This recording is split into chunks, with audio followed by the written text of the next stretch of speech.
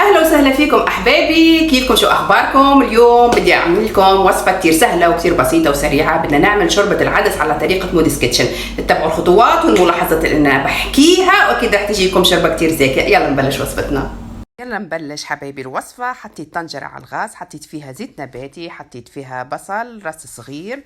المقادير حبايبي لهاي الوصفة يعني تقديرية، يعني انتم وافراد الاسرة بالبيت. حطيت هون زعتر، بدي اقلب المكونات مع بعض. فيكم تضيفوه الزعتر او فيكم تستغنوا عنه مثل ما بدكم، بس هو بيعطي نكهة كتير طيبة. بنقلب كتير منيح البصل حتى ياخد لنا هيك لون خفيف ذهبي. بعديها انا ضفت الخضار اللي عندي، ضفت جزر، ضفت بطاطا، ضفت كوسة مقطعة، يعني ما بتكون كتير صغيرة عادي لانه بعدين رح نطحنها كلياتها. بنقلب كل المكونات مع بعض، الخضار حتى تتنكه بطعم البصل.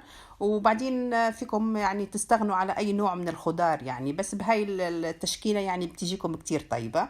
حطينا رشة فلفل اسود وبنقلب كل المكونات مع بعض حتى هيك يعني ريحة الخضار مع البصل تطلع. وهون بهاي المرحلة حبايبي بدي أحكي أنا كمان ملاحظة. الخضار لما بنقلبها كتير منيح يعني بتعطينا طعم كتير زاكي. أوكي. وهون بدي أضيف أنا العدس مثل ما أنتم شايفين. أنا حطيت العدس نوعين، حطيت عندي عدس أصفر وعدس هذا الأورنج، وأنتم اللي موجود عندكم طبعا ما تتقيدوا بالوصفة اللي أنا يعني بالضبط شو ما بعمل. أنتم تتبعوا بس الملاحظات والمقادير. فهون بدي أضيف المية سخنة. أنتم فيكم تضيفوا يا إما يعني مرقة لحمة أو مرقة دجاج الموجود عندكم. أنا عندي يعني مية العادية لأنه ما عنديش مرقة لحمة فضفت مية.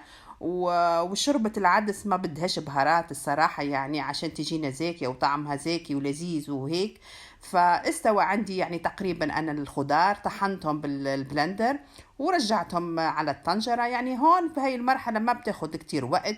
بقلبها يعني تقريبا شي 8 دقايق يعني بالكتير، بس اني اتأكد من قوام الشوربة ويعني والمرق ما بتيجي كتير ثك يعني ماسكة، وما بتيجي كتير رخوة كمان. فانتم يعني هون بهاي المرحلة بتشوفوا ايش اللي بتحبوه يعني. فانا تقريبا كان القوام كتير منيح ممتاز عندي. زدت يعني او ضفت عصير ليمون.